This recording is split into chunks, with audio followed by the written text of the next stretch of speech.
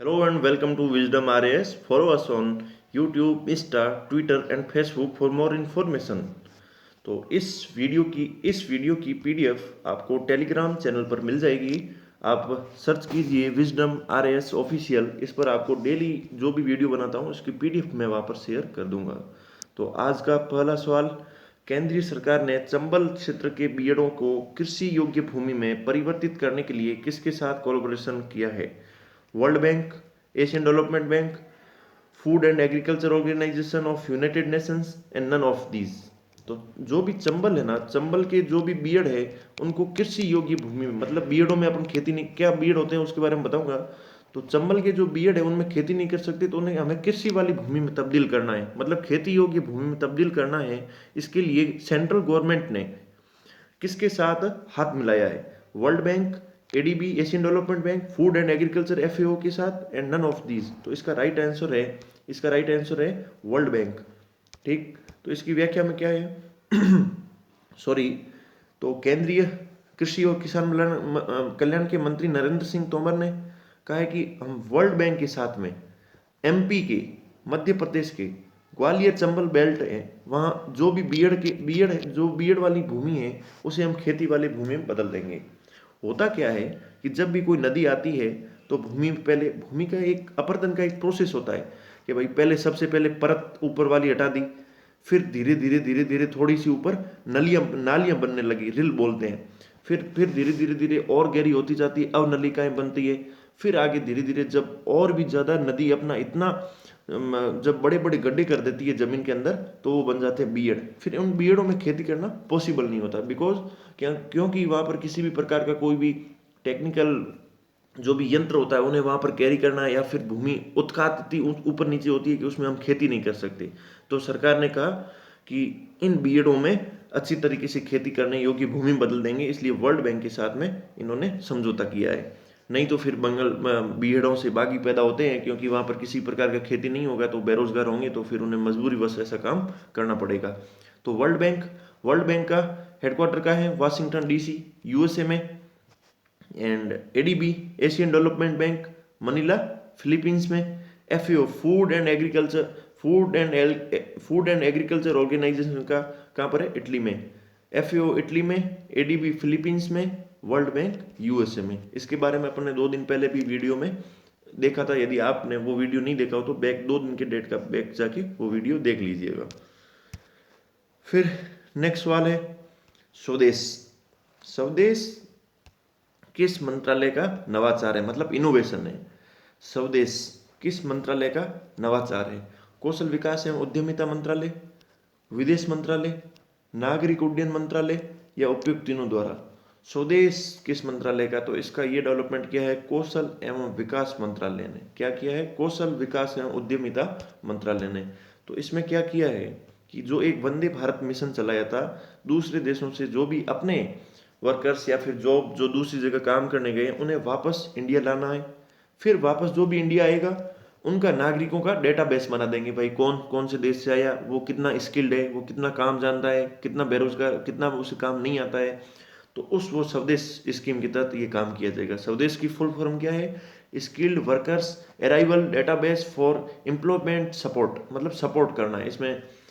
फिर डेटाबेस तैयार करेंगे, फिर ताकि उन्हें आगे किसी भी घरेलू विदेशी कंपनियों को कुशल, मतलब कंपनियों को काम मिल जाएगा, बंदे मिल जाएंगे और बंदों को काम मिल जाएगा, दोनों का काम हो जाएगा। तो हाल ही में हिचैम मैचिची किस देश के प्रधानमंत्री बने हैं? हिचैम मैचिची किस देश के पीएम बने, प्राइम मिनिस्टर बने हैं? साउथ सुडान, इथियोपिया, ट्यूनेशिया और इजिप्ट। तो ये बने हैं ट्यूनीशिया के प्राइम मिनिस्टर बने हैं। ठीक है, ट्यूनीशिया की लोकेशन अपने ट्यूनीशिया है अफ्रीका कॉन्टिनेंट में। अफ्रीका कॉन्ट में ये जो अल्जीरिया या इसके पास में आपको ट्यूनीशिया दिख जाएगा। ये आप ऐसे याद कर लो, इजिप्ट के पास में ट्यूनीशिया कंट्री स्थित है। इसके यहाँ पर अटलांटिक ओशियन, इस तरफ इंडियन ओशियन, ये है मेडागास्कर, ये अपना प्यारा भारत, और ये फिर पैसिफिक ओशियन, ये नॉर्थ अमेरिका, साउथ अमेरिका, है ना। तो इसमें क्या है, ये ट्यूनीशिया इस लोकेशन पर है, इजिप्ट के पास में है। यूरोप महाद्वीप, प्यारा Bharat India, Indian ocean, Atlantic ocean, southern ocean, and Pacific ocean, north America और साउथ अमेरिका, और ये है ओशनिया महाद्वीप मतलब ऑस्ट्रेलिया। तो इसमें ट्यूनीशिया है। शेष तीनों देश, जो भी 3 देश है ना, 3 देश आप ये देखो कि जो भी 3 देश, south Sudan, Ethiopia and Egypt, तो इन तीनों देशों के बीच में ब्लू नदी है। इसका मैप आप मैं और बता दूंगा। इसके बीच में ब्लू नदी है, उस पर ग्रेट रेनेसां बनाया जा रहा है। जो ब्लू नदी है, इस पर नदी कौन सी है? ब्लू नदी है, ब्लू नदी है, उस पर ग्रेट रेनेसां बांध बनाया जा रहा है। किसके द्वारा? जो कि इथियोपिया द्वारा बनाया जा रहा है। इसको लेकर डिस्प्यूट चल रहा है। देखो कि ये अफ्रीका महाद्वीप है ना, पूरा पूरा रिसोर्सेज से भरा हुआ है। तो इस पे हमेशा भी जहाँ देखो वहाँ पर इस तरह तरह छोटे छोटे गृह युद्ध चल रहे हैं। किसके लिए? मतलब संसाधन के भंडार के लिए, कि हम ये संसाधन ये लेंगे, सोना हम निकालेंगे, आप नहीं निकाल सकते, या फिर मतलब ये पानी है तो पानी की नदी हमारे देश से जाएगी, हम बांध यहाँ बनाएंगे, आप नहीं बनाओगे। तो इस प्रकार क्योंकि यहाँ पर रिसोर्सेज बहुत ज़्यादा है, तो सारे देश चाहते हैं कि उस रिसोर्स पे हमारा कब्जा हो ताकि हमें ज़्यादा इनकम जनरेट हो। इसलिए यहाँ पर हमेशा यहाँ पर युद्ध चल रहे हैं। तो ये आप यहाँ पर देख लो, साउथ सूडान और ये है गया इजिप्ट एंड ये हो गया इथियोपिया। तो ये ब्लू नदी आ रही है जिस पर मतलब इस प्रकार की ये बांध जो कि वो डेवलप करा रहा है, लेकिन इस पर विवाद चल रहा है। ठीक है, इस पर बांध का काम कौन करवा रहा है? इथियोपिया द्वारा बांध का निर्माण करवाया जा रहा है, लेकिन इनके देश के मध्य डिस्प्यूट चल रहा है। किसके मध्य में? South Sudan, Ethiopia and Egypt के बीच में। ठीक, कौन सी नदी पर है? जो कि है ब्लू नदी पर। तो अब आज का नेक्स्ट सवाल है आईआरसीटीसी ने हाल ही में किस बैंक के साथ रुपए प्लेटफॉर्म, ये इंडिया का इंडिजीनियस रुपए प्लेटफॉर्म है। तो ये एक सब ब्रांडेड कॉन्टैक्टलेस मतलब बिना कॉन्टैक्ट किए क्रेडिट कार्ड लॉन्च किया है। SBI, bank of Baroda, ICICI, HDFC. तो इसका राइट आंसर है एसबीआई। तो इन्होंने क्या डेवलपमेंट किया है? इन्होंने इस तरह का इंट्रोड्यूसिंग आईआरसीटी एसबीआई रुपए कार्ड, ये इस प्रकार का कार्ड इन्होंने क्रेडिट कार्ड लॉन्च किया है। ठीक, इन्होंने क्या किया है? आईआरसीटीसी की फुल फॉर्म क्या है? Indian Railway Catering and Tourism Corporation limited. IRCTC की फुल फॉर्म याद रखनी है, क्योंकि इस बार अब रेलवे का प्राइवेटाइजेशन चल रहा है, और पिछली बार जो भी ट्रेन का जो कॉन्ट्रैक्ट दिया था तेजस का, उसे भी आईआरसीटीसी के तहत दिया गया। तो इसकी फुल फॉर्म ध्यान होनी चाहिए, Indian Railway Catering and Tourism Corporation Limited. और SBI, State Bank of India card ने लगातार मतलब रेलवे जो भी ट्रेन के यात्री करते हैं उन्हें पुरस्कृत करना है, उन्हें इनाम देना है, प्राइज देना है। तो उसके लिए रुपए प्लेटफॉर्म पर ये IRCTC SBI platinum card launch किया है। और इसमें क्या है कि जो भी पीओएस परचेज ऑफ सेल, जो भी जिस प्रकार की ये मशीन होती है ना, इस पर अपन कार्ड यूँ स्वाइप करते हैं, तो उस पर आप लेन देन की सुविधा प्रदान कर सकते हैं। और ये उपभोक्ताओं को सुरक्षित और ऑनलाइन लेन देन करने में सक्षम बनाता है। मतलब और बाकी जो भी कैशलेस ट्रांजेक्शन है उसके लिए, ट्रांजेक्शन के लिए भी ये एक सहयोगी कार्य हो सकता है। एसबीआई कार्ड का मुख्यालय कहाँ है? गुरुग्राम, हरियाणा। ठीक, ये रुपए प्लेटफॉर्म के साथ में लॉन्च किया है। तो अगला सवाल है, किस जनरल इंश्योरेंस कंपनी ने फसल बीमा अभियान शुरू किया है? बहुत जरूरी है। किस जनरल इंश्योरेंस कंपनी ने फसल बीमा अभियान किया है? बहुत जरूरी है। तो इसका राइट आंसर है भारतीय जनरल इंश्योरेंस कंपनी ने। तो इन्होंने क्या डेवलपमेंट किया है कि भारतीय एक्सा जनरल इंश्योरेंस ने अपनी फसल सुरक्षा और वित्तीय सुरक्षा के बारे में प्रोत्साहित करने के लिए महाराष्ट्र और कर्नाटका में किसानों के लिए फसल बीमा अभियान बहुत जरूरी है लॉन्च किया है। इसका एम क्या है? आपको एम ध्यान रखना है। एम क्या है कि फसल बीमा मतलब कोई भी किसी खराब मौसम फेलियर के कारण, आज मान लो वर्षा नहीं हुई या फिर सूखा पड़ गया या फिर ज़्यादा आंधी आई तो सारे अपनी कृषि को उड़ा के ले गई, या फिर खेती करने के बाद में भी मान लो आपके जिस पर अपन धान रखते हैं वहाँ पर भी फसल खराब हो गई, तो मौसम फेलियर के कारण फसल खराब होने या फिर उसकी क्षति होने, मतलब उसकी कोई भी क्षति हो गई तो उसे ग्रामीण संकट को दूर कर सकता है। ठीक, तो ये इस प्रकार का डेवलपमेंट किया है। और इसके बारे में नेक्स्ट जानेंगे कि प्रधानमंत्री बीमा योजना क्या है। प्रधानमंत्री फसल बीमा योजना कब लॉन्च हुई थी? 13 जनवरी 2016 को प्रधानमंत्री फसल बीमा योजना खोली गई। तो ये किस प्रकार की स्कीम है? ये है सेंट्रली स्पॉन्सर्ड स्कीम है, मतलब स्टेट और सेंटर दोनों इसमें योगदान करेंगे। अब इसमें कितना योगदान करेंगे वो अलग अलग होता है, कभी 90-10 का होता है, कभी 70-30 का होता है, कभी 50-50 का होता है। तो इसमें योगदान 50% गवर्नमेंट का, 50% स्टेट का। ठीक, ये इसमें देखोगे, अब इसमें किसान, इस योजना का प्रशासन कौन चलाएगा? इसका प्रशासन चलाएगा कृषि एवं किसान कल्याण मंत्रालय, भारत सरकार द्वारा इसका प्रशासन चलाया जाएगा। किसानों को क्या करना है, जितना भी प्रीमियम होगा खरीफ फसलों के उनके लिए केवल 2% का प्रीमियम है, रबी फसलों के लिए 1.5% का प्रीमियम है, और जो वार्षिक वाणिज्य और बागवानी फसल होती है ना, ये जल्दी खराब होने का भी डर होता है, मतलब जो सब्जियां या फिर जिस प्रकार की बागवानी करते हैं, मामले का प्रीमियम केवल 5% होगा, उन्हें 5% प्रीमियम देना होगा। बाकी कॉन्ट्रीब्यूशन स्टेट गवर्नमेंट और सेंट्रल गवर्नमेंट द्वारा किया जाएगा। खरीफ फसल के लिए 2%, रबी फसल के लिए 1.5%, 1.5%, एंड वार्षिक वाणिज्य बागवानी फसलों के लिए 5%। ठीक है, और इसमें क्या है, इस बीमा योजना को एकमात्र बीमा कंपनी द्वारा, कौन सी? भारतीय कृषि बीमा कंपनी, AIC, भारतीय कृषि बीमा कंपनी द्वारा नियंत्रित किया जाएगा। बीमा कंपनियों को जो भी कार्यान्वयन, इम्प्लीमेशन करना होगा वह कृषि व किसान कल्याण मंत्रालय के तहत किया जाएगा। क्योंकि भाई देखो, इसे तो विशेषज्ञता हासिल है, इसलिए एकमात्र बीमा कंपनी जो इसे नियंत्रित तो ये करेगी, लेकिन जो भी पूरा लास्ट नियंत्रण होगा वह कृषि व किसान कल्याण मंत्रालय का होगा। तो प्रधानमंत्री फसल बीमा योजना के बारे में क्या है कि 2 योजना को मर्ज किया है ना। कौन कौन सी? राष्ट्रीय कृषि बीमा योजना, राष्ट्रीय कृषि बीमा योजना एवं संशोधित राष्ट्रीय कृषि बीमा योजना। राष्ट्रीय कृषि बीमा योजना और संशोधित राष्ट्रीय कृषि बीमा योजना को मिलाकर लॉन्च किया है, और एक बीमा पोर्टल भी शुरू किया है, तथा एक ऐप भी है, फसल बीमा ऐप। 2 दिन पहले अपन ने देखा था एक मौसम ऐप लॉन्च किया था। ठीक, इस मौसम ऐप को किसने लॉन्च किया वो आप मुझे इस कमेंट बॉक्स में बताएंगे।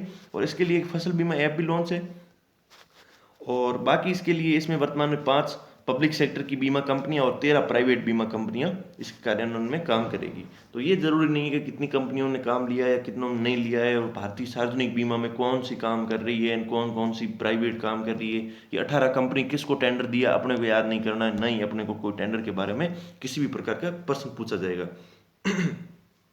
भारतीय जलवायु कार्यकर्ता, क्लाइमेट एक्टिविस्ट, जो भी जलवायु के क्षेत्र में कार्य करते हैं, जो जलवायु परिवर्तन पर एंटोनियो गुटेरेस के नए युवा सलाहकार समूह का सदस्य बना या बनी है।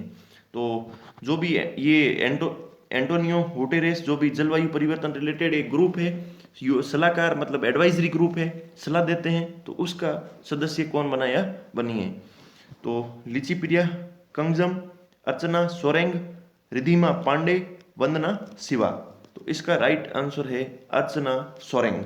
तो इनका काम किस क्षेत्र में इन्हें सलाह देनी होगी?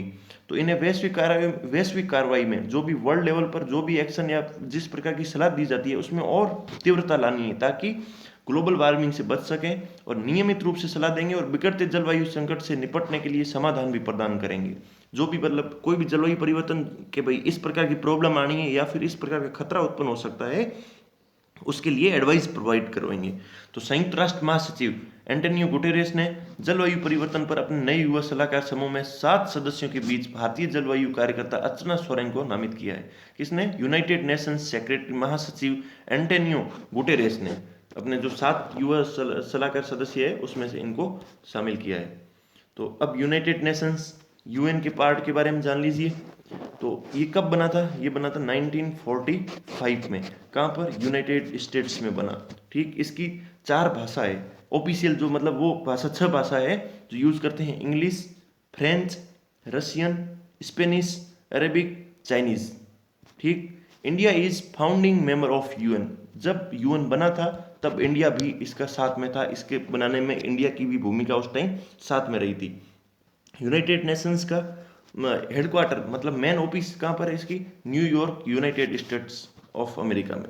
ठीक, इसका सेक्रेटरी जनरल ये है गुटेरेस, जो अपन ने इसके बारे में अभी बात की थी।